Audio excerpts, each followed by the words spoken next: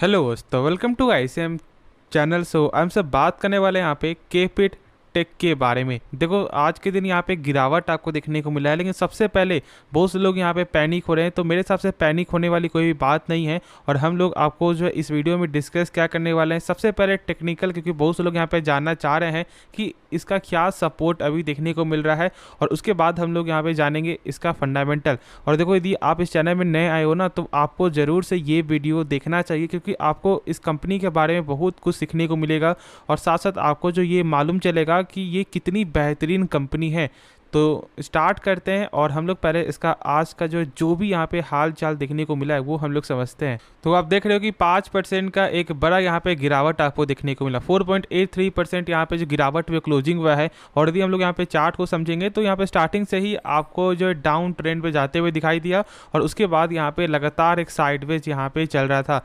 यानी इससे एक चीज़ हम लोग यहाँ पे मालूम चलता है कि नीचे से कहीं ना कहीं एक सपोर्ट है, वरना देखो यदि स्टॉक जब टूटता है ना, तो यहाँ पे उतार चढ़ाव हमेशा देखने को मिलता है। लेकिन ये एक फ्लैट आपको जाते हुए दिखाई दे रहा है। ठीक है, अब हम लोग यहाँ पे इसका जो टेक्निकल समझते हैं, उसके बाद हम लोग कंपनी का जो फंडामेंटल के बारे में समझेंगे।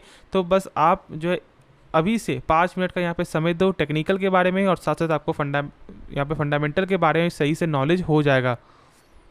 तो पहले आप देख लो, यहाँ पे सपोर्ट देखने को मिलता है वो यहाँ पे 1108 का लेवल है। अब देखो, सबसे पहले मैंने आपके साथ जो है परसों ही शेयर किया था कि इसका यहाँ पे जो गेन होना था वो गेन यहाँ पे हो चुका है, और यहाँ पे प्रॉफिट बुकिंग कभी भी देखने को मिल सकता है। हाँ, लेकिन मैंने आपके साथ यहाँ पे जो सजेस्ट किया था कि 1108 के लेवल को बिल्कुल भी यहाँ पे इग्नोर आपको नहीं करना था, क्योंकि ये एक स्ट्रॉन्ग सपोर्ट था इसके हिसाब से, यानी कि एक डेली फ्रेम के लिए एक स्ट्रॉन्ग सपोर्ट था। और जैसे ही आपको जो ब्रेकडाउन देखने को मिला है, इसका जो लेवल है वो यहाँ पे 1040 तक देखने को मिल सकता है। अब देखो, यहाँ पे क्या करना चाहिए, क्या यहाँ पे स्टॉक को बाई करना चाहिए?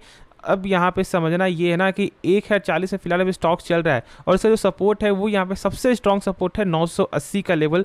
तो यदि 980 के लेवल के ऊपर रहता है ना, तो मेरे हिसाब से आपको ज़रूर बाई करना चाहिए। यदि इसका जो लेवल यहाँ पे 1000 तक देखने को मिलता है, तो उस समय आप इस स्टॉक में पैसा लगा सकते हो for the short term purpose के लिए। लेकिन हाँ, स्टॉप लॉस को आपको ज़रूर से यहाँ पे समझना है। देखो, यहाँ पे कोई भी स्टॉक हमेशा जो है ना ऐसे गेन नहीं होता। जैसे मान लो ये गेन आपको ऐसे हो रहा है, धीरे धीरे यहाँ पे गेन हो रहा है, तो ऐसा नहीं हो कि यहाँ पे गिरावट आपका यहाँ पे लगातार हो जाएगा। नहीं, स्टॉक यहाँ पे करेक्ट होगा, फिर यहाँ पे एक बाउंस बैक देखने को मिलेगा, और जब गिरना होगा तो वो यहाँ पे धीरे धीरे करके स्टॉक ऐसे गिरते हुए दिखाई देता है। यही आपका रूल होता है। और फिर एक लाइन पे जब इसका एक स्ट्रॉन्ग सपोर्ट होता है, तो फिर वहाँ पे सस्टेन करते हुए दिखाई देता है। तो मेरे हिसाब से जब इसका लेवल आपको 1000 के रेंज में आता है, तो आप यहाँ पे फोकस कर सकते हो। लेकिन खुद से एक बार इसके बारे में देख लेना, इसके बारे में समझ लेना कि यहाँ पे क्या सपोर्ट देखने को मिलता है। लेकिन मेरे हिसाब से यहाँ पे 980 का सपोर्ट है, उसको आपको इग्नोर अभी नहीं करना चाहिए। यदि स्टॉक में लगातार प्रेशर देखने को मिलेगा तो फिर यहाँ पे आप बाई नहीं कर पाओगे, क्योंकि सपोर्ट आपको टूट जाएगा। लेकिन यदि इसका रेंज आपको आता है, ठीक है, एक है रेंज में, तो आप स्टॉक को बाई कर सकते हो, लेकिन खुद से एक बार समझ के। तो चलो, हम लोग यहाँ पे कंपनी का जो है बेसिक फंडामेंटल से लेकर यहाँ पे एडवांस फंडामेंटल के बारे में समझते हैं, जो बहुत ज़्यादा अभी ज़रूरी है। तो यहाँ पे खास जो है सबसे खास कंपनी का देखने को मिलता है कैश फ्लो, यानी कि जो कंपनी यहाँ पे सामान बेचता है, क्या उसका पैसा जो रिटर्न आता है नहीं आता है, वो हम लोग यहाँ पे कैश फ्लो के जरिए ही पता लगाते हैं। और चेक करने यहाँ पे क्या तरीका है कि जो यहाँ पे फर्स्ट वाला पॉइंट है, यानी कि कैश फ्रॉम ऑपरेटिंग एक्टिविटी, इस नंबर को देखना है कितना यहाँ पे है। 462 करोड़ का ये नंबर देखने को मिलता है, और इस नंबर से कम होना चाहिए टोटल प्रॉफिट। और जब लोग यहाँ पे चेक करते हैं एक बार कि यहाँ पे क्या निकल के आपको आ रहा है, तो 387 करोड़ का, यानी कि उस नंबर से कम दिखने को मिलता है, यानी कि कंपनी का जो कैश फ्लो आपका पॉजिटिव है। अब यहाँ बहुत लोग सोच रहे होंगे कि ये क्या है।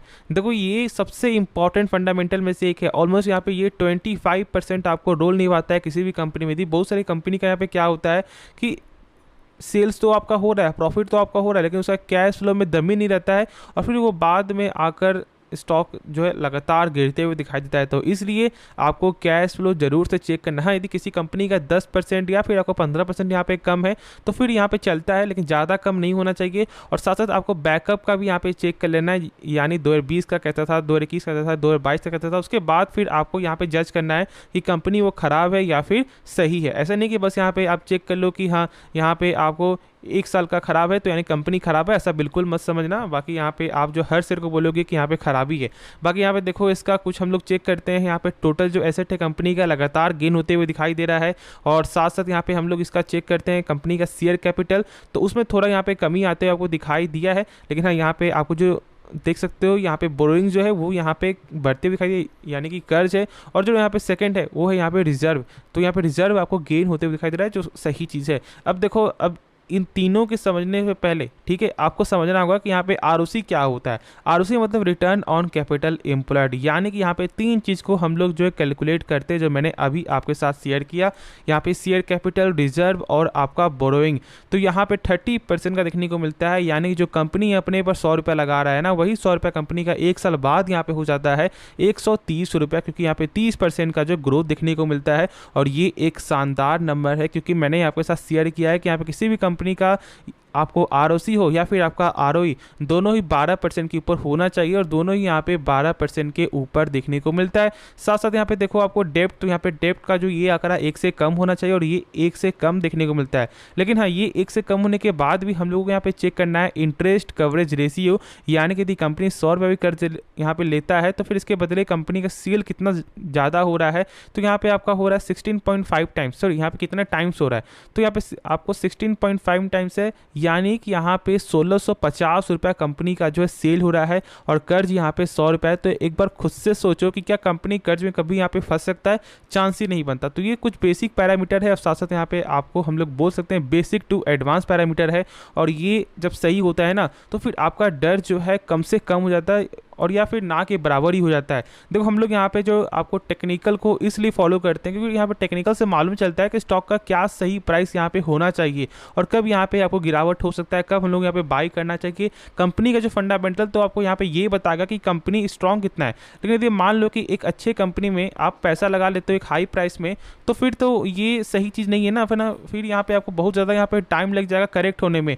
तो इसलिए ऐसा बिल्कुल गलती कभी नहीं करना है। जो कंपनी के बारे में आप जानना चाहते हो आप कमेंट करो, मैं उसके बारे में आपको वीडियो बना दूंगा, जिससे आपका जो है डर है और साथ साथ जो भी आपका प्राइस है वो यहाँ पे आपको मालूम चल जाएगा। तो आप कमेंट जरूर से करना। और हम लोग यहाँ पे चेक करते हैं इसका शेयर होल्डिंग पैटर्न क्या देखने को मिलता है। तो यहाँ पे आप देख रहे हो कि 39.49% का प्रमोटर का स्टेक देखने को मिलता है, और यहाँ पे आप देख रहे हो कि 23.42% का जो FIS का स्टेक है ऑलमोस्ट यहाँ पे 20.30% से बढ़कर यहाँ पे आपका हो चुका है। और एक बार शायद आप लोग यहाँ पे याद हो JP मॉर्गन जो टारगेट था वो यहाँ पे 49% का, शायद यहाँ पे 49 या फिर आपका 46% का जो है डाउन ग्रेड का जो रेटिंग देखने को मिल रहा था।